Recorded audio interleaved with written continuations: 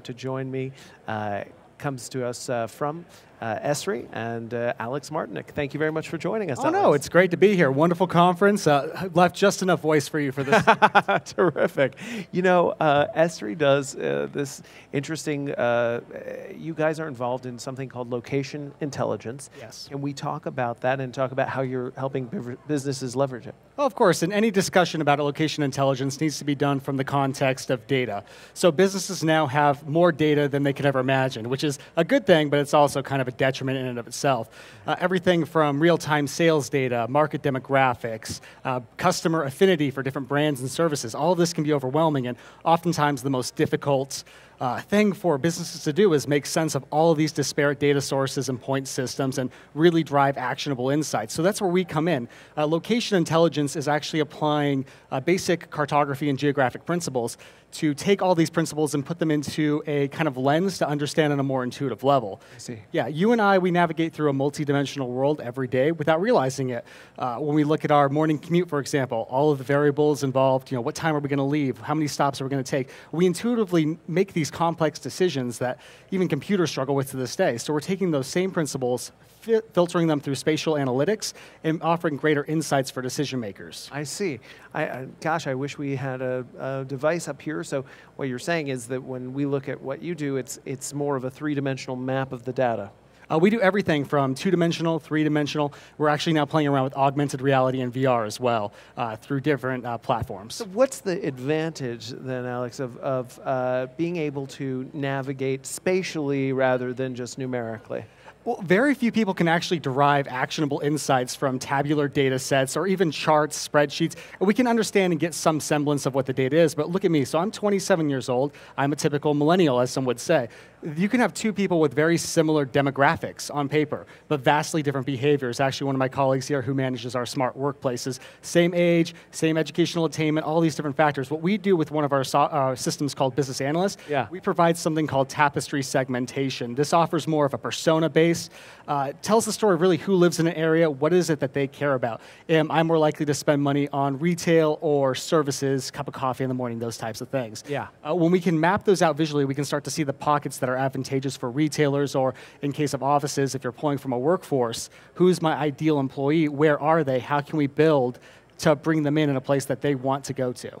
Tell me how this plays out for your clientele. What are some of the success stories that they achieve by using this type of methodology?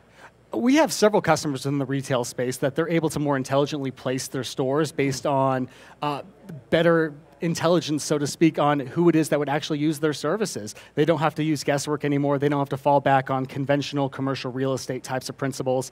When we look at malls, for example, and old pricing schedules, you have the big box retailer, so to speak, or the anchor location, and all the stores next to it have a higher rent. But when you look at it from a spatial lens, where do people actually congregate? Interesting. And then you can go back to your leasing agent to say, this is why the prices of this respect. We know we can pull at this mall these types of people that come in, and this is where they are. This is why it's advantageous to you. I see. Now, is that data that you're talking about in that example aggregated by handheld device, by sensor? How do you know demographically where the... Really, we've pioneered a lot of this. So ESRI, we've been around for 49 years now. We've pioneered the technology, geographic information systems. We have a full platform where we can provide the data through business analysts. It's about 14,000 data variables, but we are also a system of integration. We can bring in anything that can be put into a CSV file in through our software for this visualization through geolocation. So ultimately, we can integrate almost every type of data source as it comes in. I see, I see. Now, we hear that you guys, speaking about building a smarter tomorrow, what does that mean to ESRI? Well, everyone wants to live in a better world. Very few people define what that means. Today at Realcomm, with this emphasis on accelerating business growth, looking forward to the future, we're really focusing on fostering safe, healthy, and productive workplaces, and that really boils down to three components. That's finding the right market and site, fostering a community that actually empowers today's knowledge worker, and then also mitigating risk and disruption. And what about this other theme that you guys focus on, the age of acceleration? When we really look at acceleration and growth, there are many components of it. I mean, as I look at those three things, we've talked about the market development. You have to know who is going to live and work in a site to use it. You can have the best location, but what is the actual value objectively of a location if someone's not going to use it. You can have the best site in the right market, but if it's the wrong type of good or service, what's the true value? Sure. We look at the workplaces, and we have two approaches. The first is looking at about 80% of the buildings out there now. They were built pre-knowledge age, information age, so to speak. Endless rows of cubicles, desks, all these other things. How do we create more functional workspaces in a less formal environment that is conducive to the knowledge worker who is more agile, more interdisciplinary, so to speak? So one of the things we do is look at indoor mapping and the heat mapping, similar to the retail, but where does your workforce naturally congregate? We'd like to think they're always at their desk, always productive. One of the greatest innovations I still have yet to hear about is turning the water cooler into a functional meeting space. Right. Because people are naturally going to congregate there. But the third is what I manage, and that's mitigating risk and disruption. And unfortunately, this is everything from natural disasters. This was a costly year between Hurricanes Harvey, Irma, Maria. We do a lot of planning within the insurance space there, and we do the same type of thing for corporations that have expanded into new markets. If you are a large national chain, how many store locations do you have? What's the risk score based on that? Unfortunately, also, we have to cover human violence, human conflict, which we do with indoor mapping for evacuation routing. We can look at muster stations or evac zones. If there is an event, how many people have made it to their zones? But more importantly, how many are still inside? Where are they? We have several partners in this area where we do the indoor tracking, either via low-frequency ID badges, Bluetooth, Wi-Fi, what have you. All of these, as complex as it is, it's the full life cycle of a building and what it's used for. They're all spatial problems. And I think we're now moving from location, location, location to this idea of spatial thinking, looking at behavior, and how do people actually interact with that space. How have you gotten the industry to understand the importance of this spatial quality to all this data? Really, when we look at what's going on in the market, we can look at the quote-unquote retail apocalypse, which we can have an academic discussion about whether or not that's true or not, but I think that we're moving into this era of data-driven decision-making, the importance of we can't understand everything through data, but we can't just rely on intuition and luck alone, that gut instinct. Similar to what I talked about the old pricing models of malls. Is that true? Are there other things that we can now show that other locations are valuable because that's how people interact? Either intrinsically there's something about that space or they're just naturally prone to that area. I see. Well, Alex, as we begin to wrap up, what is it that the industry needs to know about ESRI? This has been a wonderful conference, and I've heard a lot about innovation and the new technologies going forward. And what we're talking about is actually an established industry. Again, we've been around for 49 years.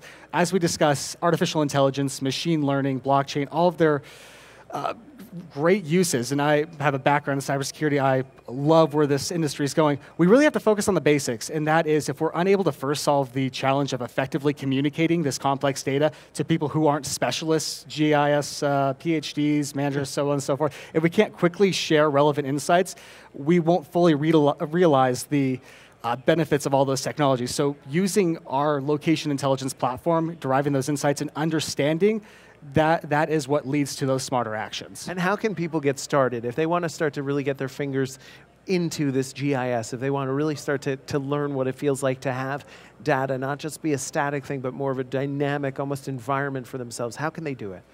There's various avenues that we have through our software. And again, we have a full comprehensive platform, and we're in almost every industry vertical you can imagine. It ultimately depends on, get in touch with ESRI. We'll find out what your needs are, the suitability. We'll give you the tools, the training that you need to implement that. We have several examples that we give. We can share out the link. One is what we call a story map. These are some of our dissemination products that we do. I have one on hyperlocal retail for banking and how things have changed with the digital revolution. It's go.esri.com/hyperlocal. It's one word. Any of your viewers can go to it now and look at it. It's how to visualize complex data with about 200,000 customers for a retail banking example, and how to disseminate it down to the best markets to expand into. So that's go.esri.com/hyperlocal. And then just get in touch with ESRI. We're happy to help. Alex, thank you so much. It's great to meet you. You too. Alex Martonik from marketing at ESRI, and do check out what he's talking about at go.esri.com, and next time he's here, we'd like to see that in person.